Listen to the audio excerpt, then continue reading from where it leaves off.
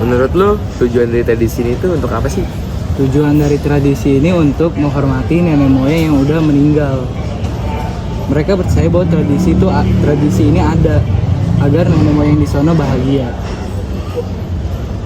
Sama dong, kayak zaman Megalitikum.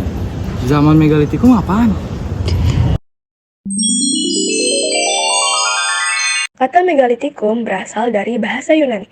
Kata tersebut ialah mega, yang memiliki arti besar, dan litik yang berartikan batu. Sementara akhirankum merupakan istilah periode atau zaman. Oleh karena itu, megalitikum sendiri secara kasar dapat diterjemahkan sebagai zaman batu besar. Ada yang mengatakan bahwa tradisi megalitik berasal dari daerah Laut Tengah. Sebagian lainnya percaya berasal dari Mesir. Tapi teori yang diakui oleh von Heingildern yang mengatakan bahwa tradisi megalitik berasal dari daerah Tiongkok Selatan dan disebarkan oleh bangsa Austronesia. 1. Megalit tua berkisar di tahun 2500 sampai 1500 sebelum Masehi, dibawa oleh pendukung kebudayaan kapak persegi atau Proto Melayu. Contoh bangunannya adalah menhir, punden, berundak-undak, arka statis. 2. Megalit Buddha berkisaran tahun 1000 sampai 100 sebelum Masehi, dibawa oleh pendukung kebudayaan Dongson, Duitro Melayu. Contoh bangunannya adalah peti kubur batu, dolmen, waruga, sarkofagus, dan arca-arca dinamis. 1. Tradisi megalitikum yang berasal dari masa prasejarah dan umumnya berupa monumen yang tidak dipakai lagi.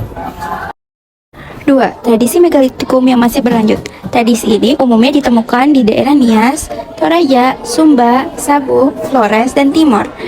Contohnya yaitu tradisi Maneme. Yang pertama, masyarakatnya menggunakan dan meninggalkan kebudayaan yang terbuat dari batu besar.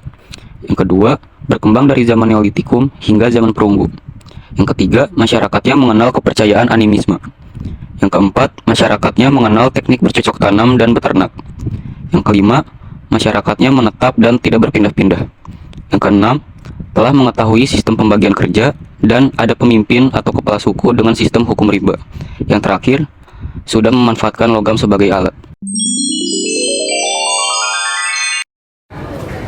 Peninggalan megalitikum.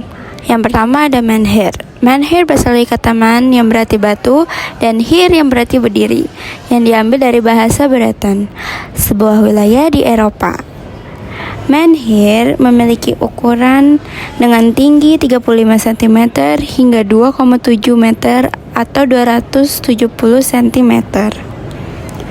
Jika digambarkan sekarang, menhir terlihat seperti tugu atau tiang yang berasal dari batu dan dibangun sebagai lambang atau tanda peringatan kepada arwah nenek moyang. Yang kedua, ada dolmen.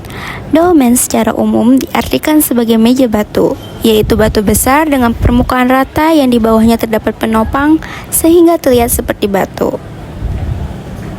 Peninggalan ini banyak ditemukan di wilayah Sumatera, Jawa, Kalimantan, Kepulauan Sunda Kecil, Maluku, dan Papua.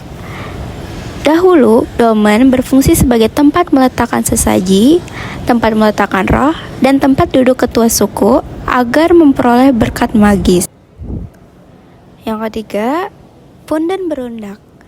Punden berundak merupakan bangunan bertingkat yang terdiri lebih dari satu undakan tanah dan masing-masing undakannya diperkuat dengan bongkahan atau balok-balok batu. Ciri khas dari punden berundak adalah didirikan pada sebuah bukit dengan susunan undakan yang semakin tinggi dan bagian paling atas difungsikan sebagai tempat paling suci. Pada perkembangannya, punden berundak digunakan sebagai dasar pembuatan keraton, candi, dan sebagainya. Dahulu, punden berundak sebagai tempat pemujaan yang suci untuk para roh leluhur. 5. Waruga. Waruga merupakan kubur batu yang memiliki bentuk kubus atau bulat dengan tutup di atasnya dan menyerupai rumah. Barang peninggalan ini memiliki fungsi dan bentuk yang hampir sama dengan sarkofagus, namun yang membedakan posisi mayat diletakkan dalam keadaan seperti di dalam kandungan atau jongkok terlipat. Waruga ditemukan di daerah Minahasa. 6. Sarkofagus. Sarkofagus sekilas memang terlihat mirip dengan peti batu, Namun, yang membedakan sarkofagus bentuknya lebih menyerupai lesung, tetapi memiliki tutup di atasnya. Benda peninggalan ini ditemukan di daerah Bali. 7. Patung atau arca batu. Patung atau arca batu merupakan bangunan berbentuk binatang atau manusia yang terbuat dari batu sebagai simbol pemujaan dan lambang nenek moyang. Benda peninggalan ini ditemukan di daerah pegunungan wilayah Bengkulu dengan Palembang atau lebih tepatnya di dataran tinggi Pasemah.